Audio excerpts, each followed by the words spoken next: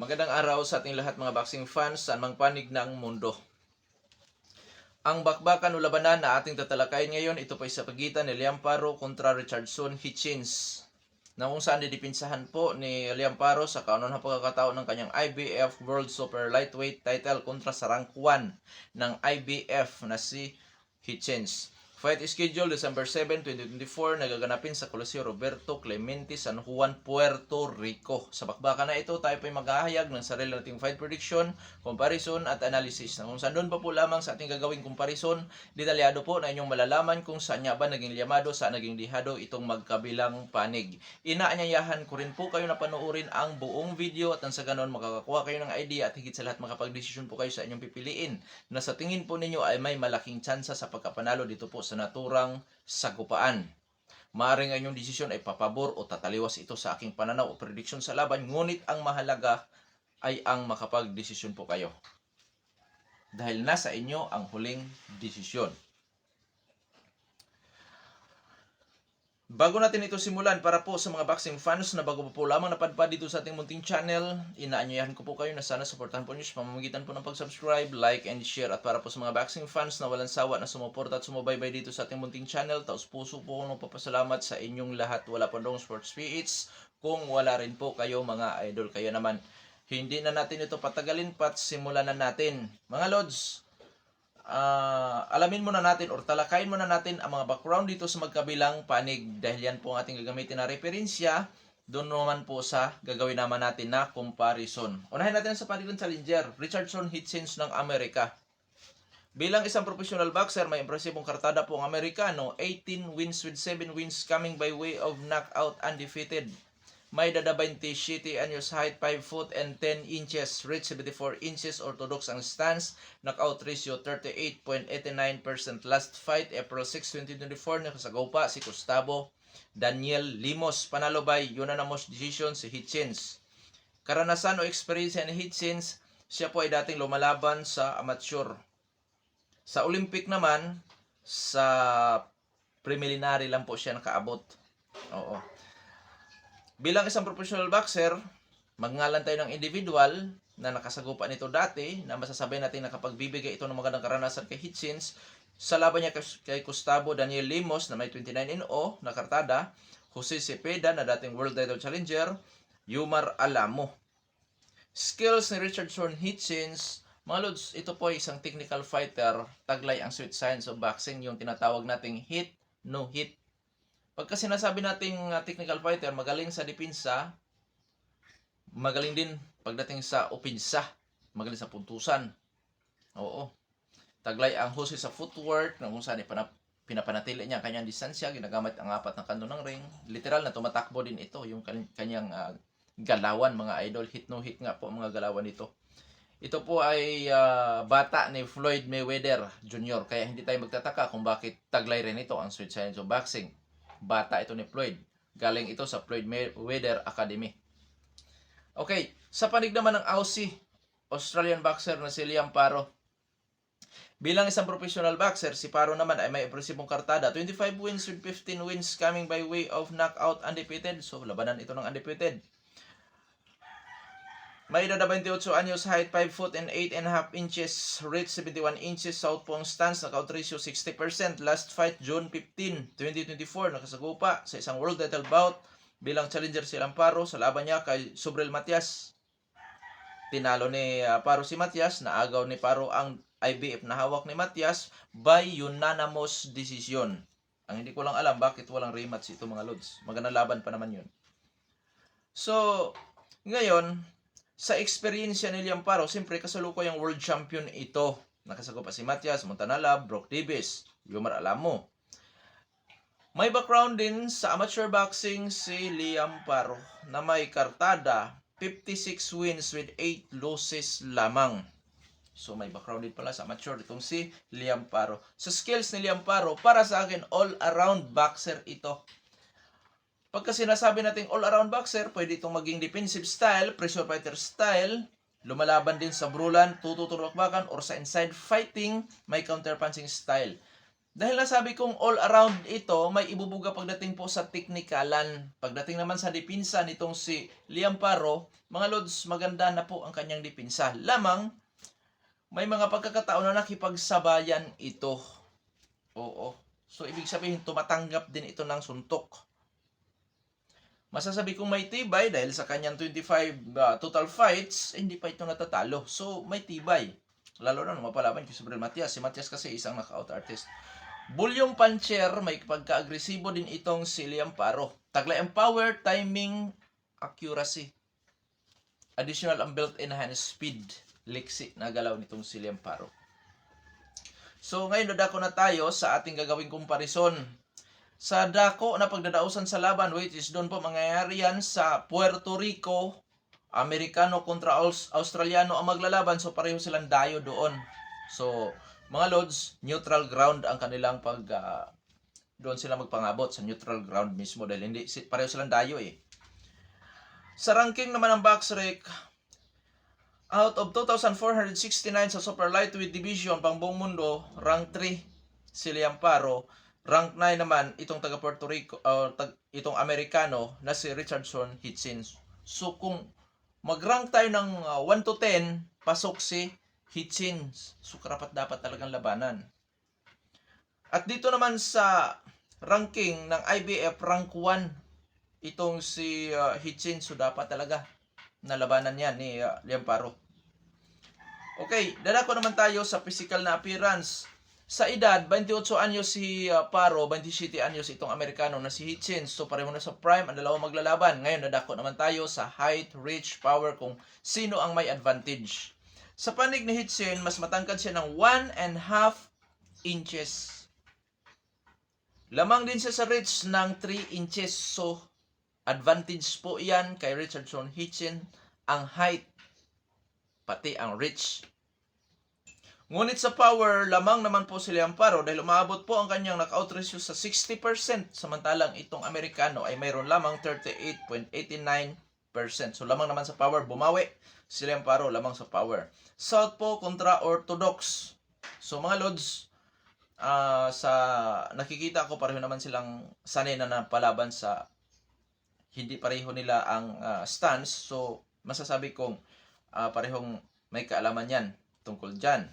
So sa activity, parehong aktibo. Sa eksperyensya, parehong may background sa amateur ang dalawang maglalaban. Ang kaibahan nga lang, kampiyon si Liam Paro. So 55-45 dito po sa kanilang eksperyensya. Kung ating i-convert po yan sa percent. Sa skills, all-around boxer kontra technical fighter, may taglay-taglay na sweet science of boxing. Mga lords, kung makadikit itong si Liam Paro, yan ang kanyang tsansa na makapagpatama ng maganda at higit sa lahat, magawa niya may knockout. Si Richardson Hitchens, kung makadikit. Dahil napakahusay po na technical fighter, taglay ang hit-no-hit sweet science of boxing nitong si Richardson Hitchens. Na kung saan mga lods, dahil sa husay nga sa depensa nito, masasabi nating mahirap na laban ito sa magkabilang panig dahil mauwi lang ito kung kaninong diskarte, strategy ang mangingibabaw. Ang pagka-agresibo ba or ang husay nitong si Richardson Hitchens sa takbo-takbo style na suntukan, mga idol. So, para sa akin, 50-50 ito. Depende kasi sa nagdala ng skills eh. Kaya 50-50. Kung makadikit si Liam Paro, makaabot ito. O kung paano niya gawin, maging agresibo siya, ganyan. Kasi kung maging agresibo siya, doon, makadikit ito kay Hitchens. Dahil hindi naman marami kung bumabato na suntok si Hitchens. Unlike dito kay Paro, na marami talaga ito kung bumabato din na suntok. Kaso lang, di ba kaya niya masalubong ang mga counter nitong si Richardson Hitchens at yung mga jab nito na kung saan doon yan malimit na nanalo sa puntusan. Dahil magaling sa puntusan po talaga itong si Hitchens. Kaya 50-50 nakadepende po yan sa strategy ng maglalaban. Oo, dahil tuso rin kasi lumalaban si Hitchens. Oo, tuso na lumalaban si Hitchens. At tandaan natin ulit, bata ito ni Floyd Mayweather Jr., mga idol. Alam nyo nang ibig kong sabihin. Hindi ko na ipaliwanag. Okay. So, dito ngayon, dadako na tayo sa ating prediction dahil pangkalahatan kasi sa ating comparison 50-50. Nandun nga kay Hitsin ang height, reach advantage, yung power naman ay talagang di matatawaran si Paro. At kung doon naman tayo sa experience, pareho silang may background sa mature. So nakalamang nga si Paro ng kaunti, 55-45 diyan. Ngayon, sa skills 50-50 ang inilagay ko diyan. Sa dako na pagdarosan 50-50 pa rin dahil pareho silang dayo. Ang isa lang sa inano ko dito, yung pagkabata ni Floyd Mayweather Jr. Kasi malakas ang impluensya ni Floyd. Yun ang isa sa ano ko dyan. Pero this is boxing, natural. Ano bang magawa sa impluensya ni Floyd kung ma-knockout yan, di ba? Kung magawa nga. Dahil napakahigpit din sa depensa nitong si Hitsin. Kaya napakagandang laban nito mga idol. Sa laban niya dapat kay Lemos, dapat panalo si Lemos. Marami talaga nagsasabi. Pero yun nga, yung ano kasi, yung mata ng mga hurado. Kasi sila ang masusunod. Kahit pa batikosin natin ang mga yan, wala tayong magagawa dahil tapos na ang paghusga sa laban. Ganun talaga. So, ngayon, ano ba ang prediction ko? Medyo nahirapan ako mga lods dahil magaling sa puntusan din kasi itong Amerikano. At volume puncher with power naman, itong si Liam Paro. At all-around boxer ito. May mga footwork ito na parang si Basilio Lomachenko. Kaya yan ang isa sa ano ko dyan. Ang isa sa problema natin dyan, baka naman magkaroon yan ng politika. Although pareho naman silang dayo doon sa Puerto Rico, pero ang ano ko dyan kasi bata to ni Floyd, bigatin kasi si Floyd mga lods. Okay, prediction na tayo. Prediction ko dyan, Richardson Hitchens by split or unanimous decision. Oo. May chance bang makakuha ng knockout si Hitchens panalo o makakuha ng knockout na pagkapanalo ng kay Liam Paro? Gamit po ang kanyang sweet science of boxing, posible niyang ma-one punch knockout si Liam Paro. Oh, posible din. Dahil alam naman natin sa boxing. Pero yun nga, hindi naman kilalang knockout artist itong si Richardson Hitchens. Hindi kilalang knockout artist yan mga idol. Sulagma kung sa Bisaya. Tsamba o makapag-knockout ito kay Liam Paro. Dahil si Paro, na sulidan ito ni Matias. Alam naman natin kung gano'ng kataas ang knockout ratio ni Matias. Pero hindi nagawa ni Matias talaga. Bagkus parang ano pa nga si Matias mga idol. So, dyan, pabor ako kay Hitchens na manalo. Knockoutan o puntusan, pero mas pabor ako sa puntusan lang. Dahil nga sa skills, at hindi naman kilala knockout artist, itong si Hitchens. Sa panig ni Liam Paro, gamit ang kanyang pagka-volume puncher, with power, posible din niya may domina ang laban. Noon saan, hindi kagulat-gulat o katakataka manalo din po yan sa pamamagitan ng puntusan. Dahil nakakaya naman yata kung malayo ang distansya sa puntusan. Dahil volume puncher with power, combination po yan, di malayo na ang gagawin ni Hitsin, running for survival. Gagamitin niya yung distansya para maka-survive sa power na taglay ni Liam Paro. Posibleng ganun ang mangyayari. Kaya may tendency din na manalo si Paro by puntusan. Gamit ang kanyang pagka all-around boxer, hand speed power, timing, na kung saan posible niyang maidomina nga ang buong laban. Dahil sa ating comparison nga ito ay 50-50 lamang. So, dyan mga lods, masasabi kong matinding laban ito kasi si Liam Paro, ang gagawin nito, maging agresibo para makaabot, para makapagpatama. Volume puncher ito, so may tendency na matamaan. Kung di man niya matamaan sa unang suntok, dalawang suntok, sa pangatlo, pang-apat, pang-lima, iwan ko lang kung hindi ba matatamaan itong si Hitchens. Lamang, ang problema doon, baka matigilan din si Paro pagka na-counter. Dahil ang gagawin talaga nitong si Hitchens, takbo counter to. May posibilidad na ganun talaga ang nito, takbo-takbo counter, ganyan. So, abangan natin dahil magandang laban po ito mga idol. At pinakaano ni Paro dito para makapiho sa panalo is knockout. Kuirong Sports, may chance bang makapagpa-knockout itong si Liam Paro? Oo, gamit ang kanyang power, posible niyang ma-one punch knockout itong si Richardson Hitchens. Lalo na't napakataas po ng kanyang knockout ratio, 60%. Kailan kaya mangyayari yan, Kuya Dong Sports? Siguro doon po yan sa mga later rounds. Posible. Dahil kung makuha ni Liam Paro ang tamang adjustment na mapatamaan ang budiga nitong si Richardson Hitchens, kung mapatamaan niya ang budiga, may tendency talaga yan na magbabago ang galaw. Mahabang laban to, 12 rounds ito. At hindi po ito basta-bastang laban lang. Pautakan to.